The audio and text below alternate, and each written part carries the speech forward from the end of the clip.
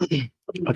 Good morning, and thank you for everyone who is attending today. Thank you for the time that you are spending here, sacrificing your Saturday morning. And I'll be speaking in English, and also the fellow uh, speakers will be speaking in English because we have like it's better for us to speak in English so that everyone understands. So kepada yang menonton di laman Biblio, kami minta maaf dulu. Okay, so um, it's an important and honorable day to be here and to make this book Peria Palestine to be able to be published successfully. And thank you for Hashim Saini Palestine Center for Studies and Mariam, okay, all the readers who made this happen. Thank you so much. Okay, before we start, to be honest, there are so many things that happening around us. I mean, around us and also in Palestine. So I'm sometimes it's quite I got no words to describe how they are going through, especially in Ramadan, and I'm not sure why every Ramadan it only gets worse in each Ramadan. So I really hope that we can take this opportunity to spread the message. And the most important thing is the fact around this Israel and Palestine issue. And it's imperative that we have people like Noam Chomsky and Ellen Pepe that they are working hard from their front, from as their people fighting on uh, fighting on the huge task or the fighting on the huge army and the influence of Israel in the world. So without any delay, I would like to invite Puan Norma Hashim. And Puan Norma Hashim has been involved in relief and advocacy for Palestine since 2009. She's a member of Viva Palestina Malaysia and BDS movement, and as well as definitely as she's the founder of Hashim Center for Palestine Studies, and she's also an editor for 3 Palestinian books. So, Miss, you can also, because I myself curious to know on the 3 Palestinian books, so you can so you can have a small discussion, and we would love to have you here. Thank you.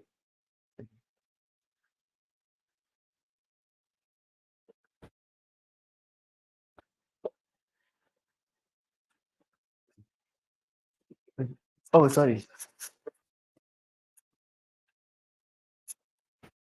Okay, so Ready, so I just speak, right? Boleh tu? Okay. Does it work? Assalamualaikum and good morning to all of you. It's my pleasure to welcome all of you here today on this occasion to launch the book Perihal Palestine, which is the Bahasa Melayu translation of Noam Chomsky and Ilan Pape's book on Palestine. On Palestine is a book of essays and conversations between two leading and respected voices in the aftermath of the 2014 attacks on Gaza. Noam Chomsky is a professor at MIT and a public intellectual who has been condemning Israel's historic and ongoing suppression of Palestinian rights for several decades.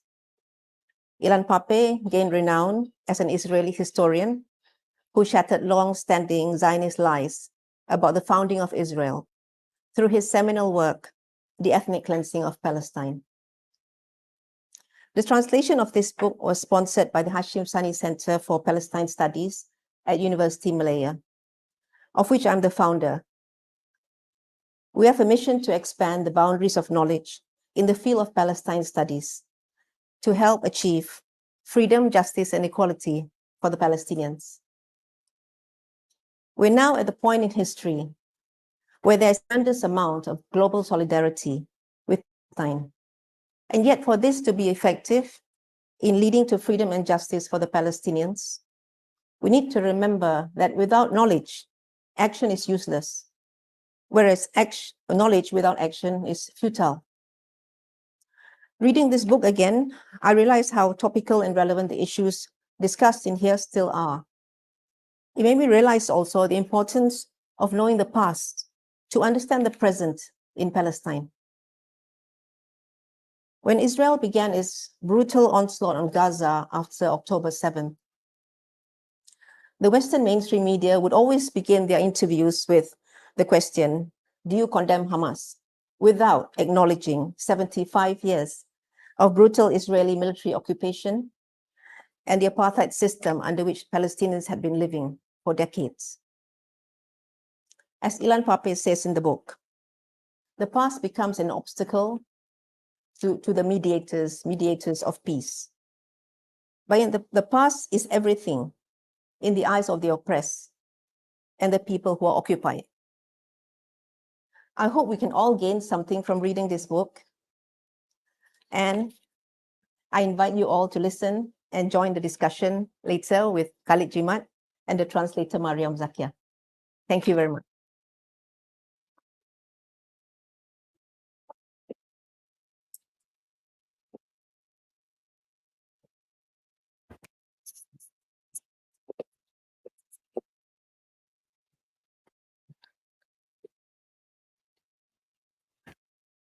Saya cakap apa ke?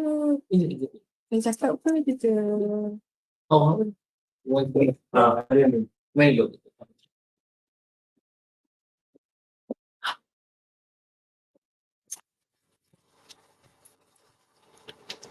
Cik, boleh saya cakap bahasa Melayu tak?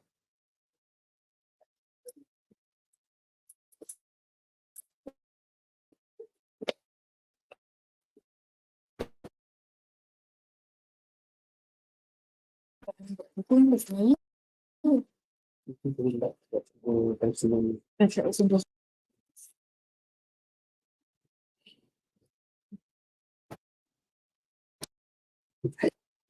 Okay. Next section will be from our translator, Mariam. So I will just give a small brief on how we acquired on Palestine. So this book initially published by Haymarket Books from UK, and then the famous one, the famous edition cover is Penguin, if I'm not mistaken.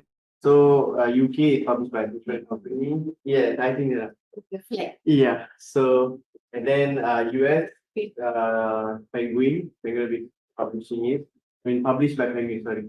So we had some discussion and we managed to get price on Palestine. So next plans that we have, we'd like to do on Palestine by Edward Said, and also the book that which you were explaining just now on the ethnic cleansing of Palestine. So these are the plans, and Miss she's she's actually a doctor, a medical doctor, and then she has been taking part in so many activism movements and different. She's active in different groups from like such as Mercy, from your our I'm actually from medical school, 2014. because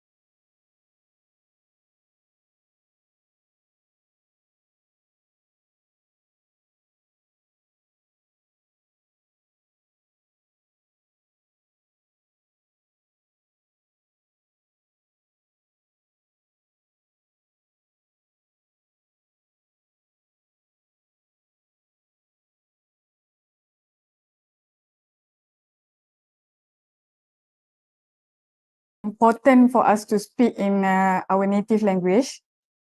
This is my personal opinion. That's why I support the effort by Bibliopress to translate a lot of books into Malay, because the intention of translating itself to menterjemah adalah untuk mengalih bahasa, mengalih gagasan idea daripada satu bahasa ke bahasa yang lain.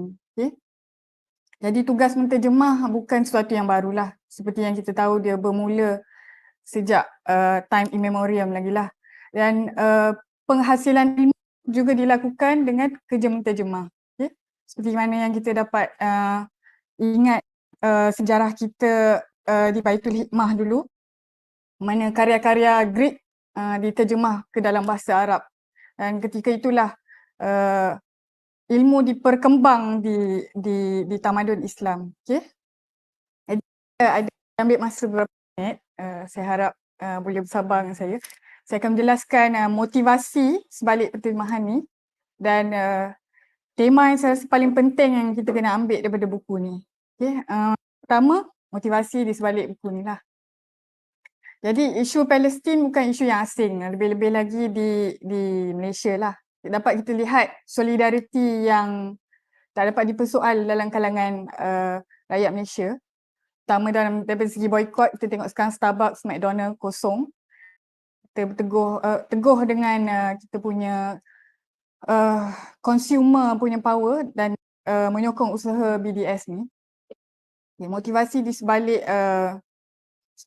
penterjemahan perihal Palestin. Okay. Jadi saya seorang doktor. Saya pernah membaca buku yang ditulis oleh Dr. Ang Swee Chai bertajuk From Beirut to Jerusalem, yang menggambarkan perjalanan beliau daripada seorang Christian evangelical di Singapura yang berfahaman Zionis daripada segi fahaman ideologinya, yang berubah fahamannya terhadap pro-Palestin atau menyokong gerakan pembebasan Palestin setelah beliau berkhidmat di sana. Okay. Jadi proses yang beliau lalui, dan saya pernah bertemu beliau dalam pelancaran buku beliau di Gerak Budaya, saya tak ingat berapa tahun dulu. Beliau hanya seorang tokoh yang kecil, dia lebih rendah daripada saya, tapi beliau seorang pakar bedah ortopedik. Pada saya itu sesuatu yang sangat mengagumkan lah, kerana kita kerja di hospital, kita jadi houseman, MO, kita tengok kalau kita terlibat dengan jabatan ortopedik, kita tahu betapa susahnya nak angkat kaki orang atau nak masukkan skru, nak keluarkan internal fixator, nak pasang internal fixator, besi. Jadi bila saya baca dalam buku tu, dia kata dia buat operation dalam keadaan gelap, hanya menggunakan lampu suluh, bom jatuh di sebelah. Tapi apa yang membuatkan dia terus bertahan ialah dia mempunyai jati diri yang kuat, dan dia siapakah dalam kisah Israel Palestin, siapakah yang menindas dan siapakah yang tertindas. Itu jelas lah, itu jelas untuk orang yang pernah pergi ke sana. Dengan keadaan media yang ada sekarang, sebelum adanya media, social media, media alternatif seperti Instagram dan Twitter dan Facebook, kejahatan Israel boleh diselindung oleh media barat. Dia menggunakan pelbagai alasan. Seperti mana yang Edward Said katakan, hegemoni boleh diubah melalui bahasa dan penceritaan. Jadi mereka yang memegang bahasa, memegang media, menggunakan perkataan untuk memancarkan apakah subjektiviti keadaan semasa. Contoh macam bahasa yang digunakan untuk menggambarkan Hamas selalu dalam media barat adalah teroris. Sedangkan yang sentiasa mengebom dan menganiaya orang-orang yang tidak berdaya IDF. Saya sebenarnya tak setuju dengan perkataan IDF itulah. Sebab ni lagi satu. Sebab tu kita kena mengubah hegemoni melalui bahasa. Israel Defence Force. Dia tidak selayaknya dipanggil Israel Defence Force. Dia sering menggunakan argumen, menggunakan hujah ni mempertahankan diri. Sepatutnya dipanggil IOF, Israel Occupation Force. Menjajah. Yang menjajah Palestin seperti mana yang dilakukan secara materialnya bermula dengan pembinaan penumbuhan negara Palestin pada tahun 1948, 75 hingga hari ini. Ia adalah satu bentuk penjajahan dan kita perlu memanggilnya penjajahan. Jadi apa yang dapatan saya daripada buku ni yang penting untuk saya jemput tuan dan puan untuk faham di Israel Palestin, sebab kita di Global South, kita di sini, di Timur, kita dilalui pengalaman penjajahan oleh British. Tapi kita punya pengalaman penjajahan adalah pengalaman penjajahan yang berbeza. Apa yang dilalui di Palestin sekarang ialah settler colonialism. Seperti mana yang dilalui oleh indigenous Americans, Canadians and Australians, mereka di Amerika, Australia. Settler colonialism adalah kolonialisme yang berbentuk berbeza. Saya menerjemah dengan longgar dalam buku ni, saya menggunakan perkataan peneroka penjajah kerana settler colonialism tidak ada perbandingan konsep dia dalam bahasa Melayu. Orang Melayu tak keluar dan pergi tiba-tiba dalam tempat orang, cakap ni rumah aku, keluar. So kita, orang Melayu kita tak buat macam tu lah setakat ni. Saya tak tahulah masa depan. Jadi saya menggunakan istilah peneroka penjajah. Jadi saya nak minta maaf kepada pembaca-pembaca yang lebih berilmu daripada saya, hubungan antarabangsa. Mungkin takkan bersetuju. Tapi saya menerjemahkan dengan longgar beberapa konsep supaya pembaca sendiri membuat siasatan lanjut terhadap kemudian settler colonialism. Saya rasa kertas yang baik untuk kita baca tentang buku ini adalah Patrick Wolf. Patrick Wolf seorang ahli antropologi. Dia membincangkan dengan mendalam apakah itu konsep settler colonialism. Okay? Jadi settler colonialism bergerak daripada logic of elimination. Okay? So dia bergerak daripada, ni logik dia. Logik ni bukan maksudnya benda ni logik. Ni ialah dia punya macam mana dia internalize apa dia nak buat tu, dia nak kadang-kadang bila kita buat salah kita rasa macam kita nak logikkan benda tu. Jadi inilah logic of elimination. Jadi dalam hal Palestin ni ialah land is life is land. So where they are is who they are. So kat mana mereka, itulah mereka. Seperti mana Native American Indian, Red Indian. Jadi masalah pada pandangan Israel, penduduk peribumi menjadi satu masalah kerana dia ada kat situ. Dia kena disingkirkan. Dia bukan macam kita British datang, dia nak exploit kita punya resources, kita punya sumber alam. Tapi Yahudi daripada Eropah datang ke Palestin untuk menyingkirkan rakyat Palestin. Okay. Jadi lagi satu daripada logic of elimination ni yang penting ialah penjajahan. Invasion is a structure, not an event. Jadi perkara ni telah berlaku 75 tahun. Dia bukan seperti peristiwa dia datang menjajah, lepas tu dia dapat apa dia nak, dia pergi. Jadi dia menjajah dan teruskan menjajah. Seperti mana usaha yang kita boleh lihat dengan terperinci dalam buku ni lah. Pelbagai usaha yang dia lakukan, sama ada mengambil tanah, merampas secara sedikit demi sedikit, mengilhakkan kawasan tembok. So ni semua usaha sedikit demi sedikit untuk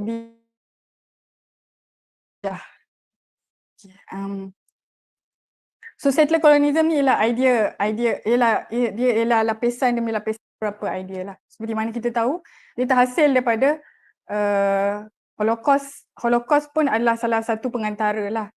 So masalah dengan Israel Palestin ni ialah sesuatu yang jarang ditekankan, ialah masalah Yahudi Eropah. Jadi Yahudi dah lama tinggal bersama dengan orang Islam di Timur Tengah, tak ada masalah pun.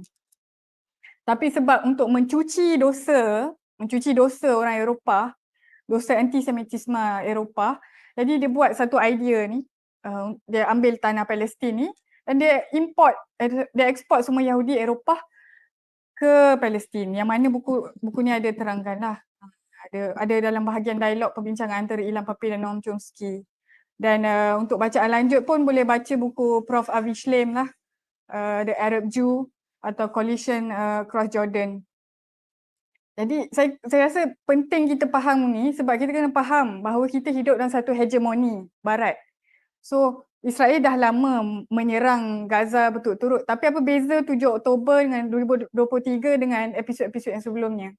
Sebab ni adalah titik tolak perubahan daripada Western Axis. Dia sudah semua dui standard yang ada pada Eropah dah ditelanjangkan lah. Jadi segala sikap-sikap yang dia kata dia lah pembela human rights semua Semua ni kita dah nampak bahawa human right tu terpilih hanya pada yang berkulit putih dan bermata biru.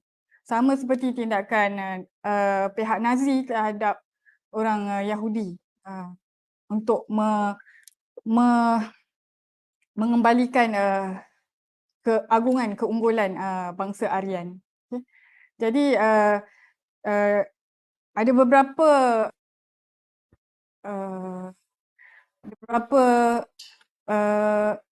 bacaan lanjut yang kita boleh baca sama-sama. Saya ada ikuti tulisan-tulisan di Mondowis dan ada artikel terbuat oleh Profesor Talal Asad yang saya rasa sangat baik analisis untuk menjelaskan keadaan sekarang yang saya cadangkan untuk pembaca di talian untuk buat bacaan lanjut, iaitu Reflections on the Israel-Palestinian Conflict. Saya rasa artikel ni sangat baguslah untuk bacaan bersama. Okay, itu sahaja daripada saya. Saya jemput Cik Khalid Jimat yang lebih banyak ilmu dan lebih berpengalaman dalam dunia aktivisme Palestin untuk menceritakan tentang buku ini. Dan saya harap pembaca dapat memahami idea-idea sentral, idea-idea abstrak pada buku ini supaya kita tidak mengulang apakah yang dilakukan pada Israel terhadap Palestin dalam masyarakat kita sendiri. Kita tidak melakukan tindakan-tindakan dehumanisasi penyiasatan yang dilakukan terhadap daripada Israel terhadap Palestin dalam masyarakat kita sendiri. Kita tidak mahu sejarah berulang, sebab tu kita membaca untuk tidak mengulang sejarah buruk. Itu saja daripada saya. Sekian, terima kasih.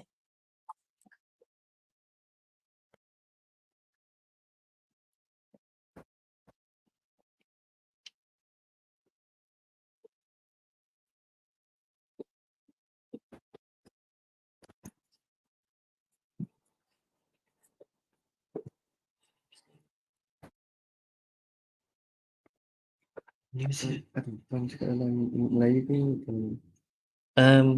Mix boleh? Yeah, boleh. Depends on my mood. So for the next one, we will be having Mr. Khalid bin Bachelor in Bioinformatics in UKM, and he's a fellow researcher in Palestine Center of Excellence, and currently manager.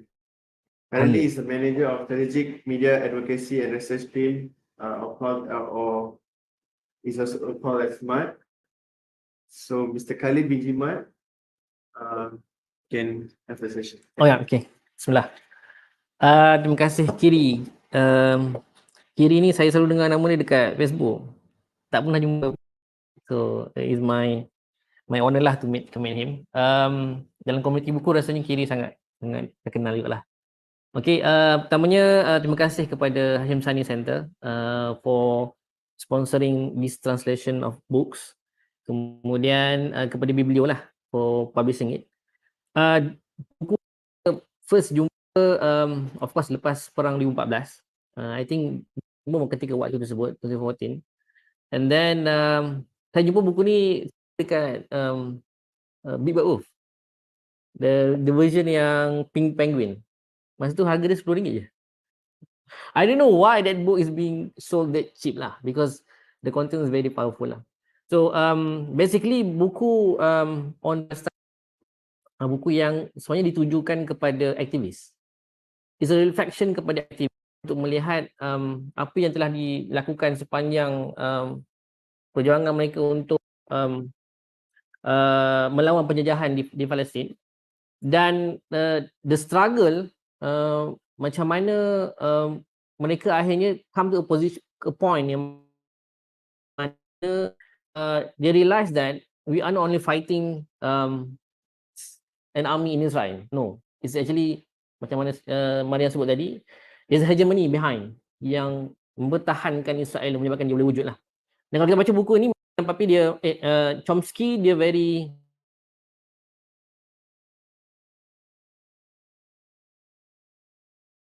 have to dismantle the idea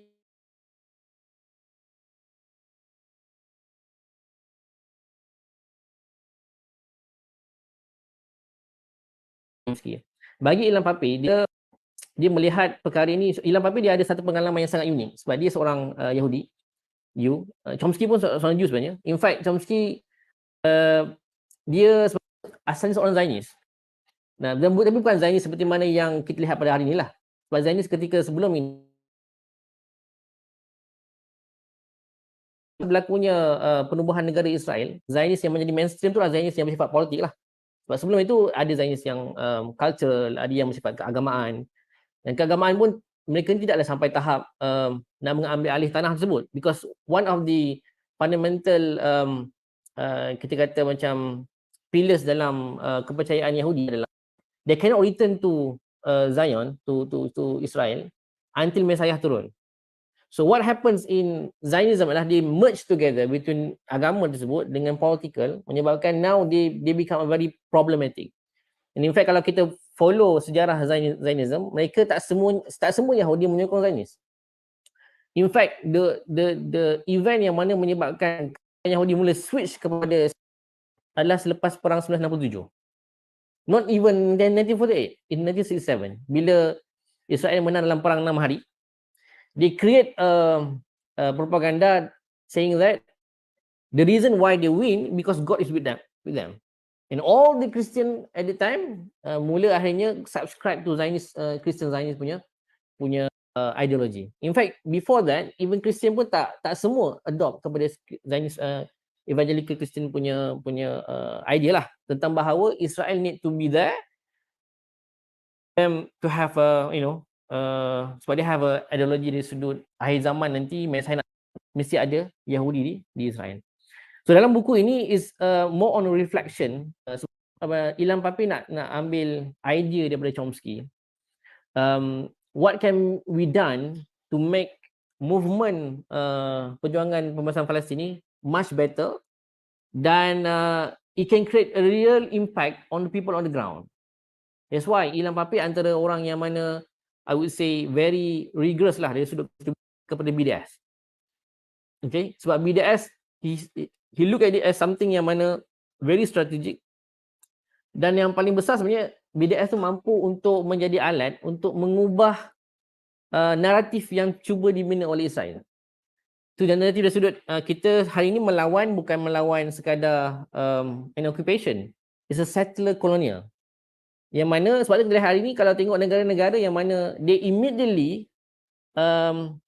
find it easy to support, they are actually settler colonial. Contoh macam Amerika, Canada, Australia, they immediately resonate dengan Israel.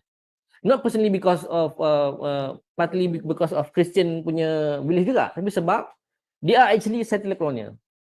So dia rasa mudah untuk faham logik macam Mariam sebut tadi, logik untuk bahawa it's okay for them to live there, and the problem is the like keep resisting them in order for them to exist.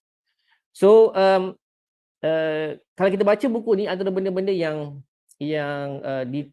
dicuba diketengahkan oleh Ilham Papi dan cuba dapatkan juga pengesahan daripada Chomsky idea tersebut. Dia ada 3 benda yang kita boleh katakan sebagai blueprint untuk kita move forward. I always use this as something yang mana if you want to look forward, Ilham Papi ada berikan satu jalan keluar kepada masa depan. Yang pertama adalah dia sebut dalam buku dia 3 benda.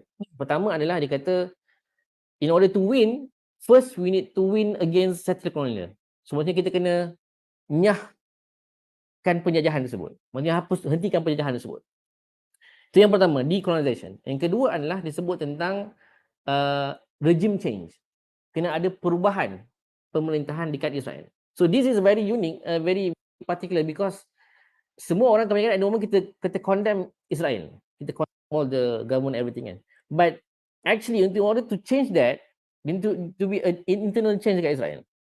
Sebab itu kalau kita melihat ada banyak ada sebahagian gerakan-gerakan NGO human rights dekat Israel yang mana very genuine, and we need to support them actually because they are doing a very great work. Especially kalau pernah dengar B'Tselem is the first NGO in the world, not even Muslim country pun, the first NGO. In fact dia dalam Israel, dia yang keluarkan laporan bahawa Israel is doing a apartheid policy against Palestinians. Very strong document. So I would recommend all of us to read it and then to spread out kepada semua orang supaya orang lebih maklum lah.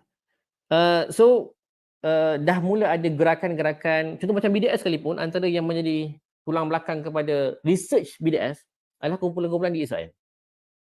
Contoh macam yang kalau BDS selalu ni sebenarnya ada I don't remember the name, but dia ada perkataan pink. I don't know, pink. Code pink is it? No, code pink is in US. Code pink is US, in Israel. They are actually the one yang publish banyak dokumen-dokumen dekat whoprofits.com. And that research has been used to move forward BDS punya target, BDS punya strategi dan sebagainya. Itu yang kedua, kena ada regime change. Dan ini kalau kita melihat mengikuti perkembangan di Israel, of course some people macam Ilham Papi, one of reason kenapa dia keluar dari Israel pun, because he believe that there is no hope over there. But over the years, somehow there's a new generation in Israel and now trying to make a change. They're still a small group. Dia different daripada group yang awal ketika zaman ketika mereka bersetuju dengan two-state solution ketika Oslo. There are some liberals in Israel somehow believe that we need to settle for two states. Otherwise we cannot continue being at war dengan semua our neighboring neighbors, Arab neighbors. Kalau nak exist kena ada two-state solution. At that time yes, betul ada. Tapi lepas tu kan kita melihat I forgot the name of the prime minister. They get killed, sign the Oslo, Rabin. And Rabin get killed. Rabin get killed, and that is the point yang mana lepas tu mula naik golongan right wings, because one of them is yang memang yang jadi first prime minister lepas tu adalah Netanyahu. And Netanyahu kalah lepas tu, kemudian dia naik semula, dan sekarang dia strengthen lah all the right wings punya ideologi dan movement lah. So it's important to understand that they also need a regime change in Israel.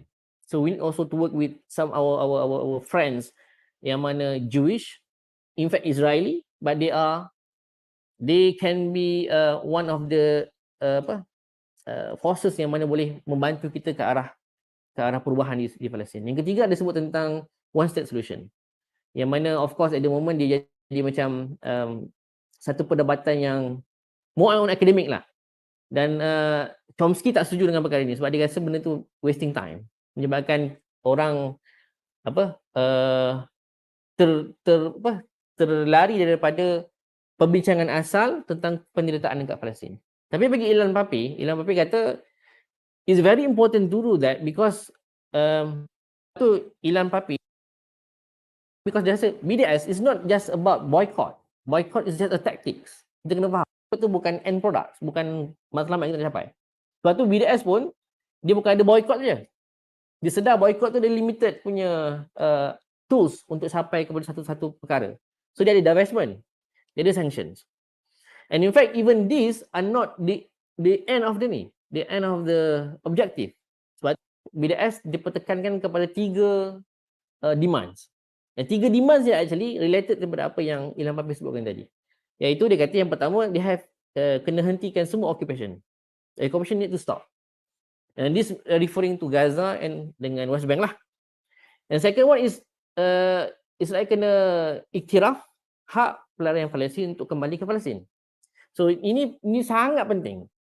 Banyak orang hari ini lupa tentang pelarian Palestin. Their numbers actually equals to the number of Palestinians now in West Bank and Gaza, in Israel. So the numbers are quite, the Palestin dekat luar dengan kat dalam Palestin is the same. The amount is the same. If they get the right untuk kembali ke Palestin, what happened to Israel? They will immediately become minority. That's why dia reject betul-betul dan memang takkan benarkan mana-mana Palestin untuk kembali. Okay. So dan yang ketiga adalah equality kepada orang Palestin yang berada dalam Israel, yang hari ini jadi warga negara Israel lah. Dia 20% of population in Israel are actually Arab Palestinians.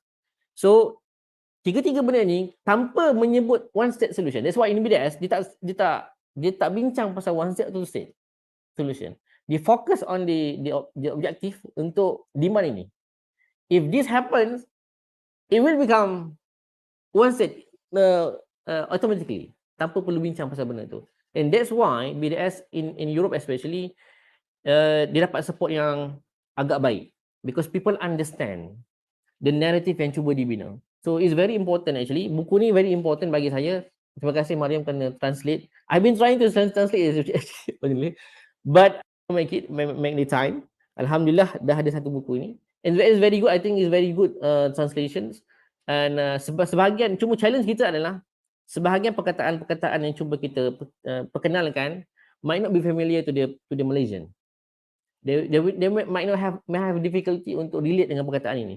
I think that's why antara attempt yang cuba dibuat kalau I read a very good book by our friends in India yang mana they try to relate what happened in penjajahan ketika zaman di British di India and try to relate with the experience in Palestine.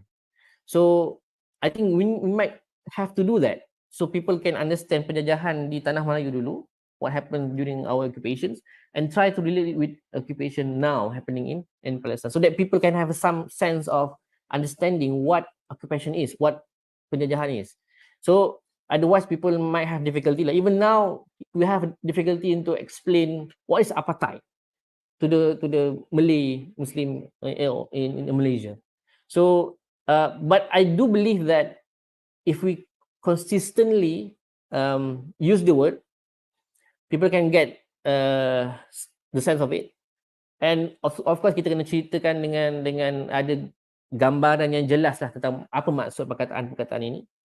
In fact, kalau if we can have help assistance from people, you know, who in linguistic and everything, and they can try to find a word yang very you know, dekat dengan hati orang kita untuk so that they can get a sense what does it mean. So this book actually for me is very is challenge siapa yang nak jadi, siapa yang boleh khatam buku ni dah faham, dia actually automatically jadi aktivis lah. Senang nak cerita lah. Sebab dia akan question, antara yang Chomsky question adalah what we do as activists and how it impact the people on the ground. Itu satu benda yang sangat susah nak buat. That's why antara benda yang BDS buat, contoh BDS orang kata BDS sasarkan caterpillar. Orang tanya macam mana nak boycott caterpillar? We are not using caterpillar. The one using it adalah construction orang yang ni kan. But how we can do the action that can move caterpillar to stop the contribution to Israel. Itu benda yang mana perlukan sedikit creativity macam itu nak buat. But that's actually the one action yang boleh bagi impact on the ground. Rather than some targets yang mana we are not sure. We are not sure. So I think this book is very critical to activists to really think of a strategy that not only satisfy our emotion, saying that we did something. If I've given some time, I've given some effort, and that's it. No, we need to think about the impact of our actions, and only that can give some relief to the people in Palestine. And of course, it's a long journey, but I do believe the blueprint is here. Ilham Papi is very clear about the idea. We need to start with decolonization first, and then think about the regime change, and then we can move forward to the one-state solutions. So I think we can go discover in this book the idea is very good, and I recommended everyone to read this book especially. And of course, if Mariam interested to translate another book, I would recommend another book by Ilham Papi called 10 Myths of Israel. That's a very good book as well, so that people understand the background of why Israel, still managed to survive until now based on their narrative, and how we can use that untuk kita defeat their narrative and then build a new understanding of the issues. So that's from me. Inshallah. Okay.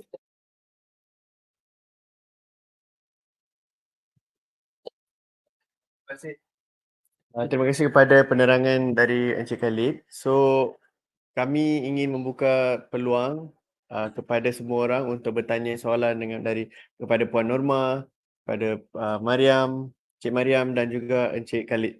So silakan kami boleh bagi mic pada siapa yang ingin bertanya.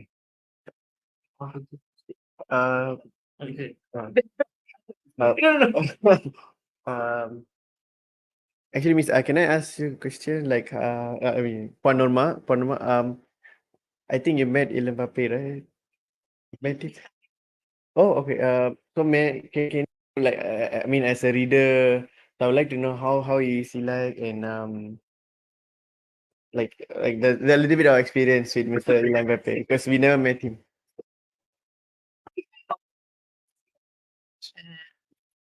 Not the main thing. Oh, no, tak apa.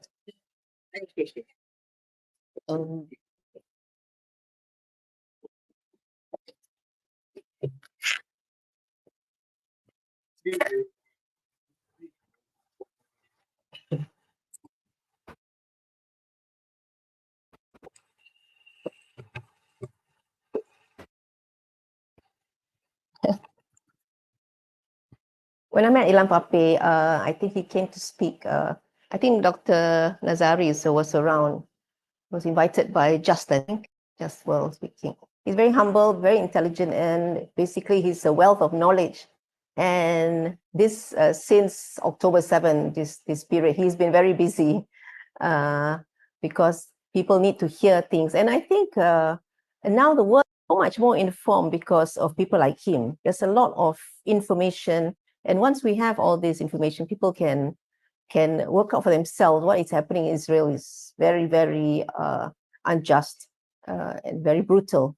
And one thing Ilham Pape has said recently in one of the most recent interviews, he said that we are seeing the beginning of the end of Israel.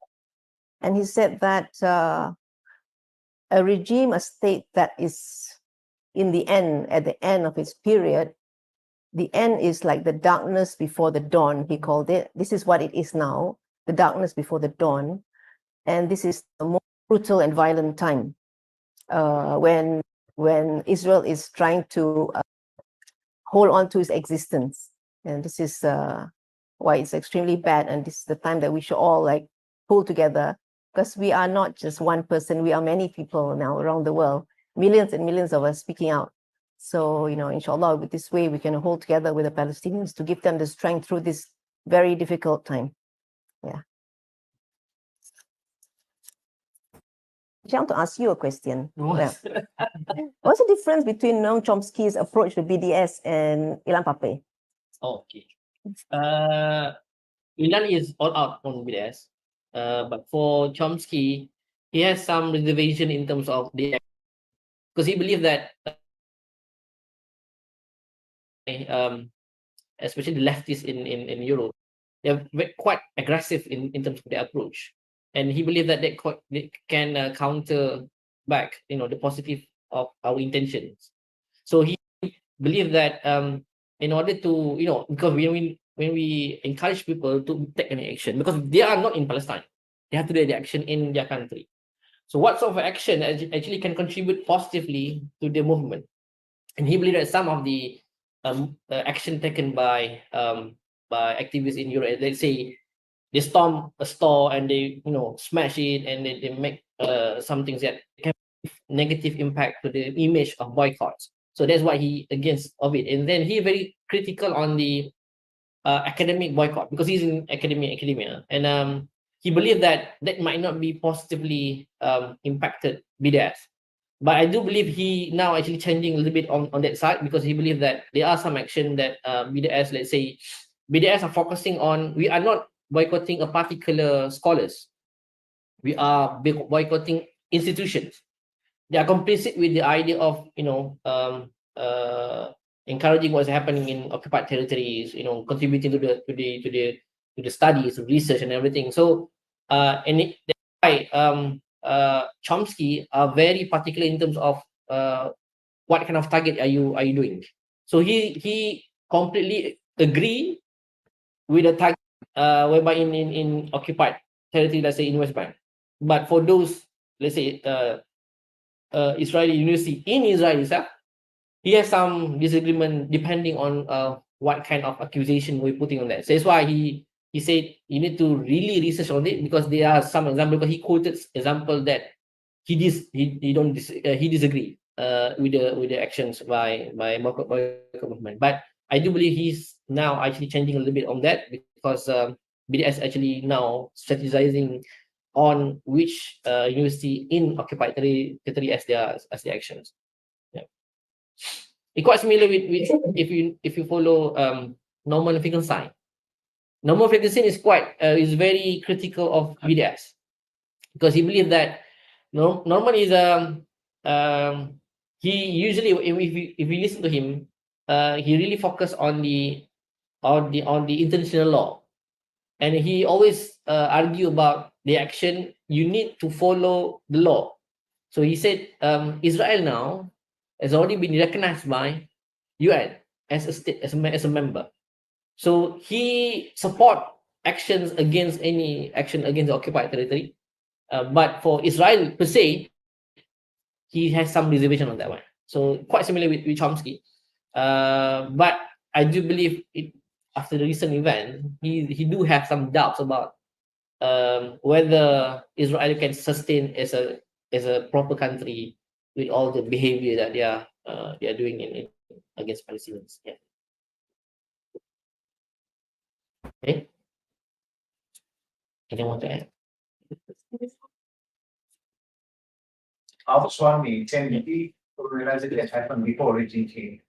Because you put it in that order and I think Yeah, yeah. that- Yeah, it just that Ilan put it that way, but I do believe it's quite difficult to change the regime before the decolonization happen, because decolonization can only happen if there is a pressure from outside. The reason why Ilan Papi get out from Israel is he want to encourage people outside to really push and put pressure on Israel to end the occupation. This is because this is the most logical things and the most I think action that can be by a lot of people.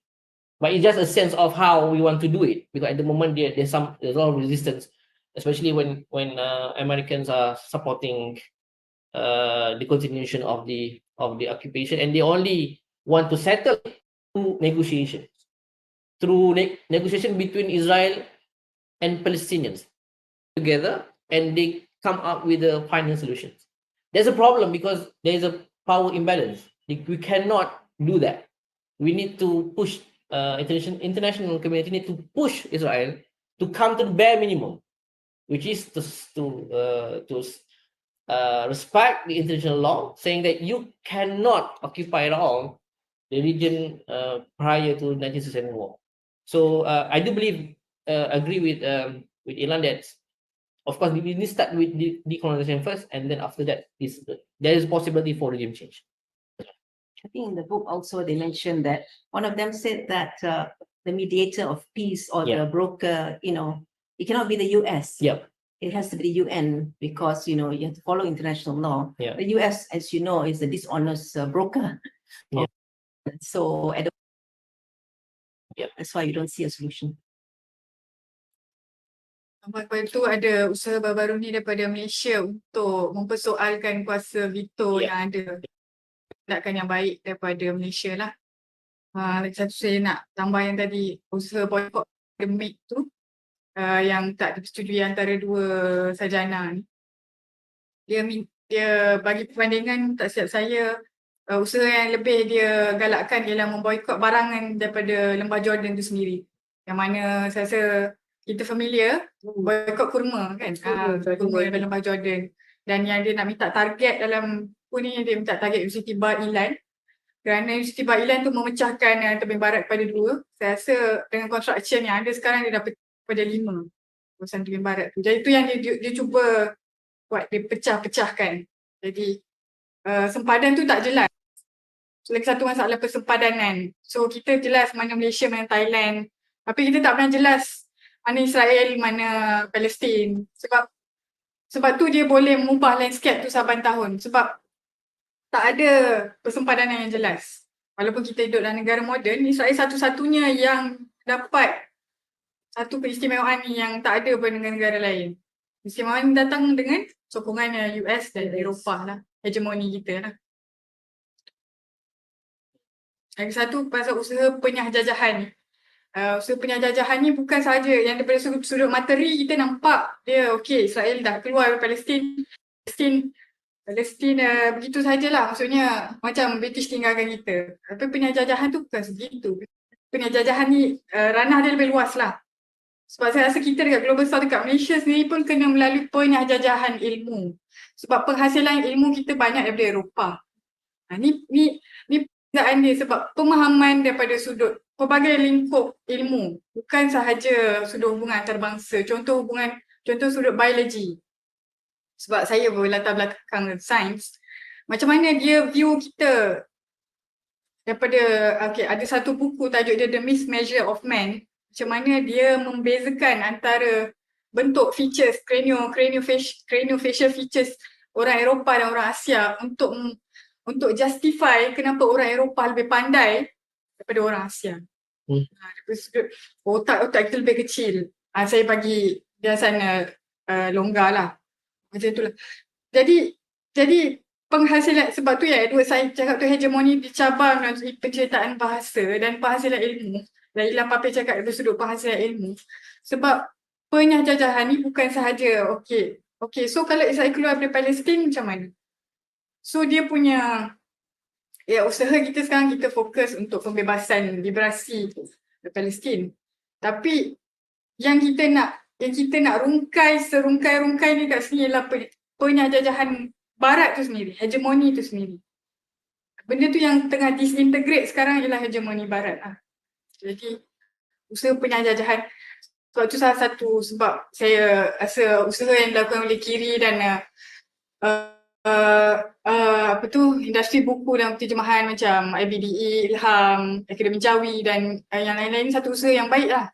Sebab orang Melayu tak membaca.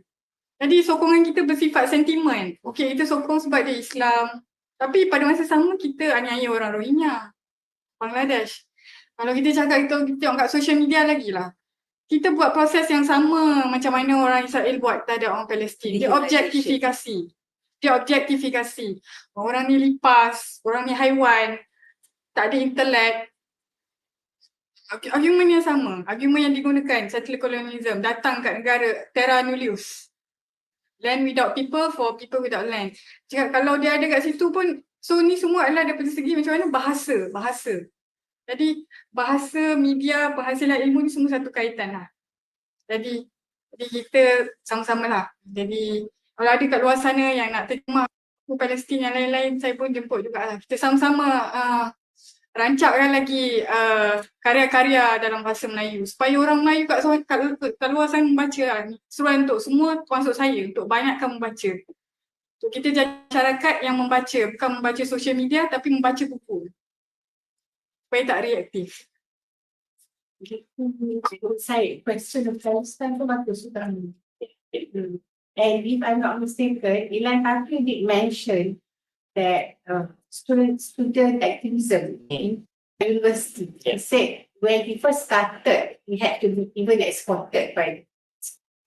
Tapi as the years go by, the student activism has increased in the university. And I think Dr. David Miller's case, University of Bristol, he won the wrongful dismissal because he was anti-Zionist. That's point number one. Point number two, the narrative that actually based on Dr. Aaron Oppenheim's JA studies at the Hebrew University in 001 that stated that actually 80% of the Israelis, they actually of course we all know lah, tapi they check, they Ashkenazis and Khazars, and the Middle Semites are the Palestinians. And another study was done at Johns Hopkins, which is a major university in the US, verified the same thing, and that's School of Genetics, I forgot, Miller something, whatever. So my statement is, why can't activists use this narrative? Of course, you have all these reasons, political hegemony and whatever, why Israel is there, because in the West, Germany still apologizing for the Holocaust. Tapi because they always use the narrative, we are God's chosen people, notwithstanding the fact that Dodo Hazel is an atheist. He was the one who started. He's an atheist, but they use the evangelical Christians in the US, which is a very strong support of Zionism in Israel. So my question is, pasal apa aktivis tak guna? Because if you don't read, you won't know all these things, kan? Pasal apa? Because betul, I setuju dengan Mara. Orang kita tak mau baca.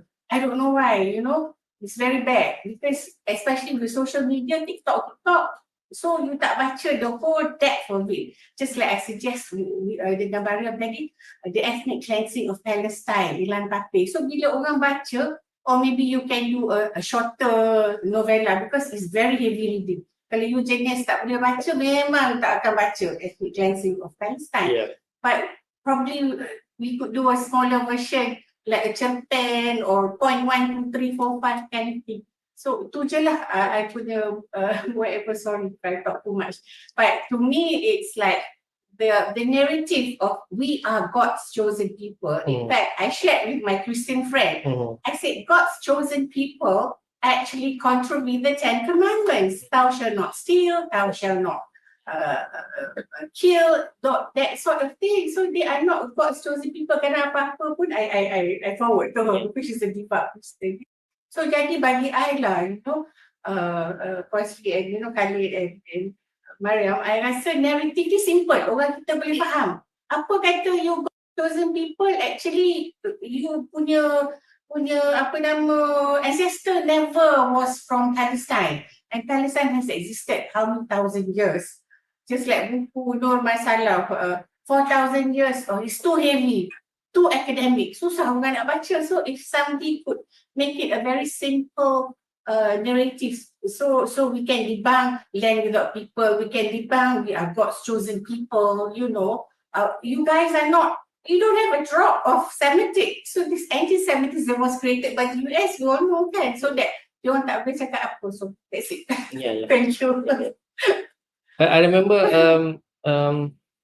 there's one council in Europal, Euro-Palestinians. There's a lobby group based in UK. They call it Europal. They produced one book as a guide for activists to answer the question thrown out, like you mentioned just now. There's a group. Yeah. There's a FAQ kind of FAQ books to help activists to answer the question being thrown out by all the propagandists by Israeli. But I do believe if you want to use that, we also need to look back at our society. They have different kind of understanding of the issues. So they have different questions. The question of God chosen people might not be appear in our community because they don't believe that.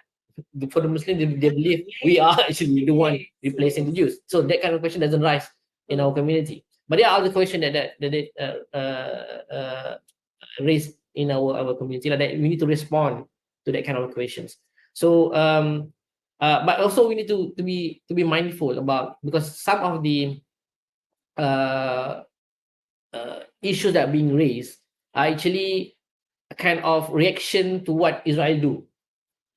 So we need to be careful in terms of don't just react to what they are, the narrative that they came up with. So we need to understand better the issue and then go back to the root of the matter. Otherwise, let's say if you mention about the study of DNA to prove that, because Israel is doing that study because they want to prove they are the first original people in that land. But even that study has not been concluded until now because they have a problem. It's the same issue that they have in terms of archaeology. They cannot prove until now, even that they are used to be there and their civilization by Israel in terms of which area and which area that they are covering. So even their own archaeologists in Israel are challenging that. The idea of, this Temple Mount is there. No, the temple is another place, not there. So there are some even studies on that one. So So we need to make sure two things. First, and not to answer them just reactively, but we need to make sure that we get the understanding why they did that study, to prove what. So we counter them from the basic of the issues. The second one is in terms of the narrative, and because in our society they might have different questions asking, so it's better to also have our own kind of answer to the question being asked by our community. Yeah. That's my response to that. Okay. I think Dr. Ariel is really surprised. He's a Jew. It's Ariel. Dr. Ariel opened he's Oh, a okay. Jew. Okay. He studied at Hebrew University. Yeah. What I'm talking more, not so much the Malaysian will be different. Yeah. Better all these things. But I'm talking the world at large. Nobody talks about it at all. On her studies and Johns Hopkins, it's still suppressed. Yeah. Saya jaga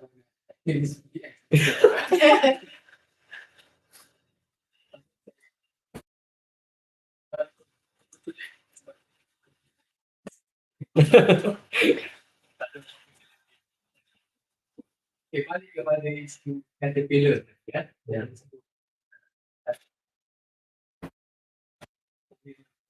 Kaitkan dengan budaya membaca. Kadang-kadang kalau kita nak expect dalam bahasa Melayunya, kalau kita nak mengharapkan orang Melayu membaca, dia sebenarnya dia bergantung kepada individu tu. Ada individu yang suka membaca dan tak buat apa-apa, dan dia tak membaca sangat tapi dia tengok TikTok kayaknya dan dia buat sesuatu. Jadi kita kena cater kepada berbagai-bagai jenis manusia inilah. Ada manfaatnya. Contoh, Caterpillar tadi adalah satu daripada target BDS sudah lama. Semenjak daripada 2005 lagi, dia adalah di atas sekali. Tetapi kalau di Malaysia ini, saya ingat lagi kata seorang Umar Baguti, BDS founder, dia kata Caterpillar ni bagi dia kalangan dia panggil low hanging fruits. Bahasa Melayunya adalah buah yang senang dipetik. Senanglah patutnya sebab dia adalah jelas. Tetapi tak ke mana. Di kempen terhadap Caterpillar tak ke mana. Yang berjaya adalah McDonald yang tidak termasuk di dalam senarai list BDS sebelum ini. Itu yang nampak macam jaya seluruh dunia. Starbucks berjaya tapi tak masuk dalam list juga.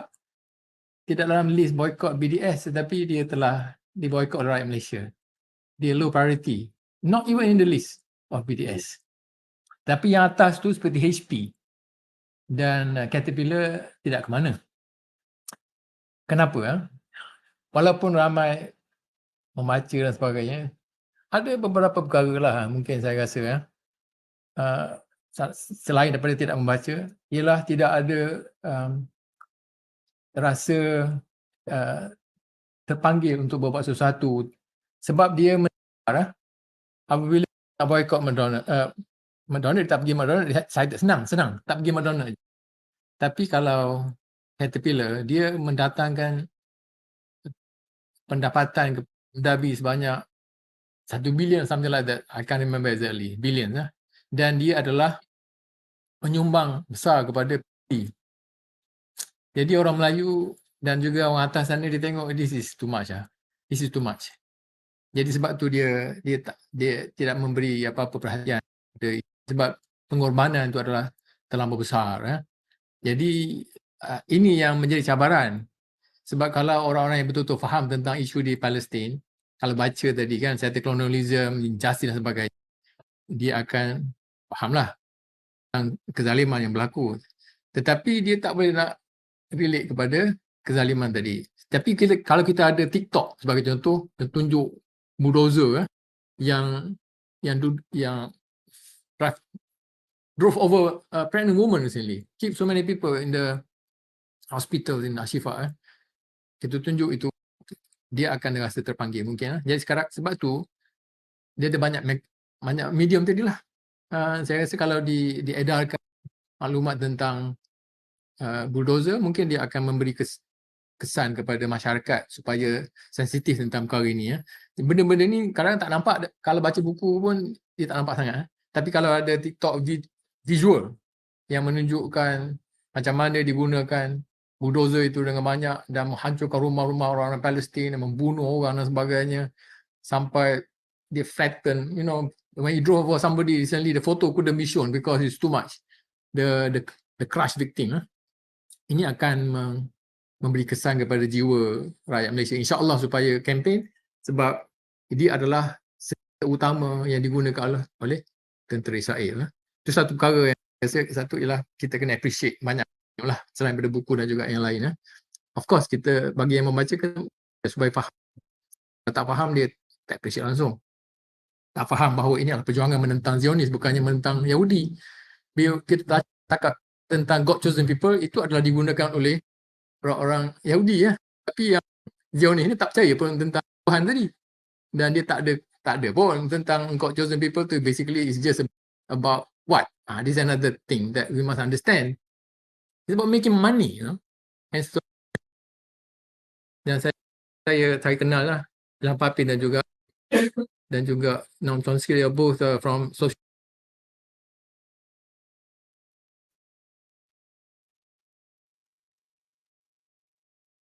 It's what it's a big project, but very hidden. How can this continue for so many years? Menelan belanja berbilion-bilion, 260 billion estimated so far, given by US to the Israelis. Where did the money come from? 260 billion. Now you must understand, this is where you have a system where money can be created out of thin air, land, borrowed by the US government, land to the basically given lah to finance the war. Siapa sebenarnya hutang sebab dihutang oleh kerajaan Amerika sekarang ni more than 33 trillion hutang. Jadi dia finance by debt. It continues to finance because they can create money out of thin air. Debt driven, finance the whole thing. Hutang semakin banyak yang ditanggung oleh rakyat Amerika dan juga Eropah. Jadi aspek itu juga tidak difahami oleh ramai orang sebab dia tak ada latar belakang kewangan, kan. Dia tak tahu bahawa di belakang itu adalah financial project which make more money by selling weapons to the US Army, which then weapons for the for the Israeli military. A lot of money. So they benefit the weapons manufacturers and the finance behind it. So this financing behind it, let me tell you, they don't have any loyalty to nationality. Dia tak ada semangat Zionis pun. Apa semangat dia? Semangat dia adalah duit. So bila semangat duit, if the project doesn't make money, it's going to threaten their money, and then they will abandon the project. They will go to another project. So at the moment, we understand the term is we want to make sure that they know that this project is not going to make you money. So when they find out that this is not going to make you money, then they will abandon this project. And once they abandon, it will be very fast. Itu yang kita sebut tadi, yang Ilham Apa kata cepat tadi kan. Dia akan cepat sebab dia tak dapat sumber kewangan di belakang tadi. Bila tak dapat sumber kewangan, everybody will abandon the project and it will collapse. The whole project will start to a standstill. Ini yang kita buat dengan BDS ni. Make sure that they realize that it cannot make money for them. Tapi itu fasa yang saya terpaksa cakap dari segi akademik juga ni, sebab walaupun saya aktivis, saya juga akademik. Tengok di South Africa, tak ada apartheid di South Africa.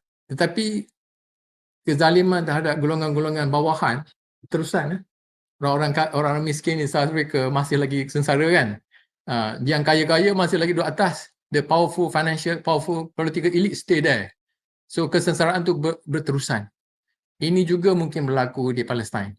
Apabila projek ini di-abandon oleh the financial elites, tapi dia akan taruh lagi satu ke atas sana supaya dia kekal.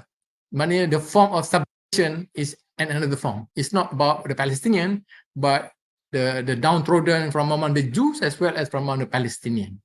Itu aspek lain yang juga kita kena ambil tahu. So dia, tapi in the immediate one is to make sure that who are benefiting from this settler colonial project realize that they are not going to make more money, they are going to lose money.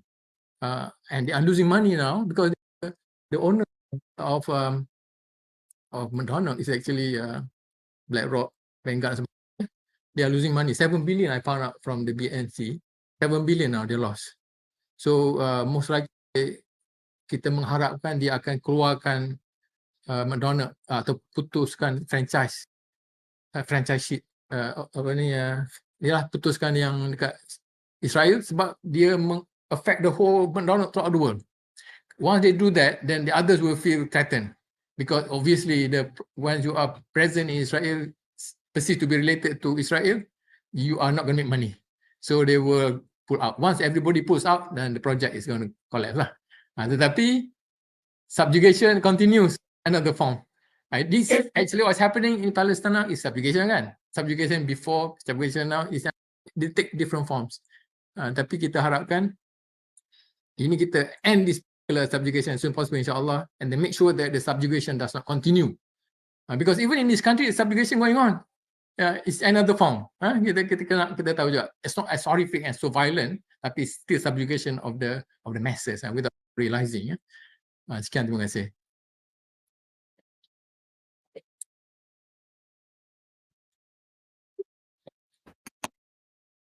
Okay.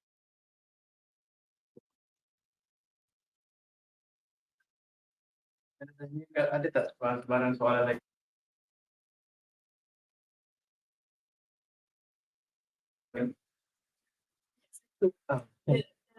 Discovery for oil and gas. Yeah. 1.43 billion. So UK registered gas. So I suppose because of that, just like the Iraq invasion on stores utensils kan. So bagi saya, like what Prof said, that when Prof said triggered, about that. So it's something they want to get rid of the Gazans, and because it's having a canal, nak buat Ben Gurion to the canal, because senang lah nak transport orang sama lah di Afghanistan, di Trans-Siberian punya ni kan. So Yeah, that's it lah. that is also one of the reason why. There's one of the reason why Turkey actually before the war they changed the course to normalize back again with Israel because of this project. It's a huge project, not just from the Gulf country, and in fact from India, Gulf country, and then through Israel and to the Europe. So one of the reason why Turkey in Erdogan try to get back to Israel because of this. But of course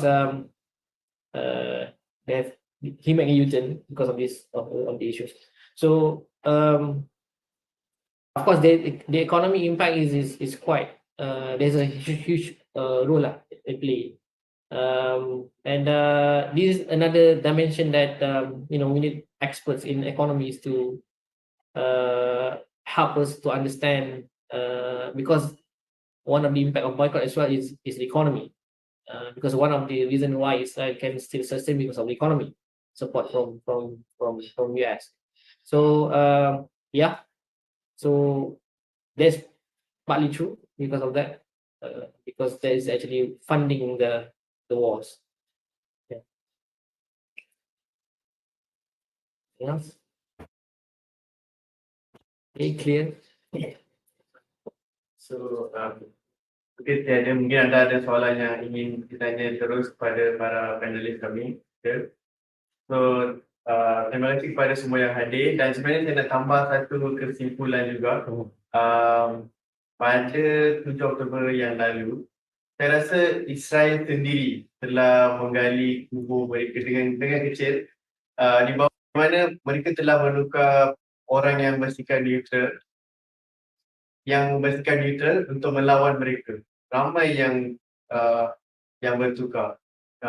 Kalau di Malaysia, China dan India pun mereka mula nampak naratif yang mereka disaji atau bidang sebelum ni mereka mula berfikir. Itu pun satu pendekatan atau perkara yang bagus, dan itulah saya rasa mereka dah mengubah banyak yang bersikap neutral di UK, US misalnya.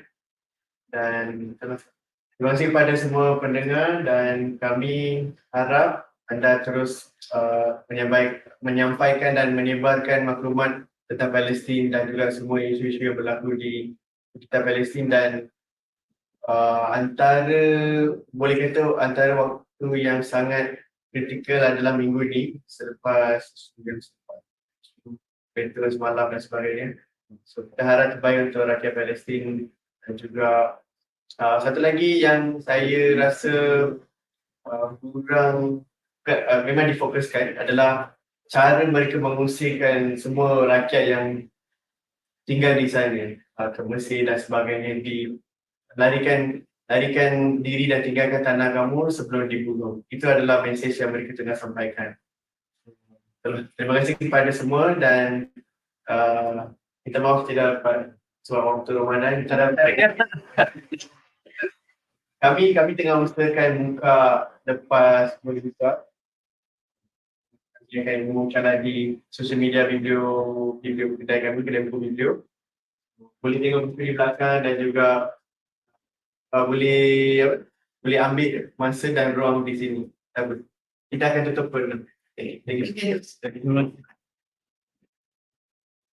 Mungkin kepada teman-teman, Encik Khalid dan juga Puan Mariam yang datang dari jauh. Terima kasih semua. Boleh ambil gambar tak? Boleh. Nanti gambar pada buku. Maybe you can take together.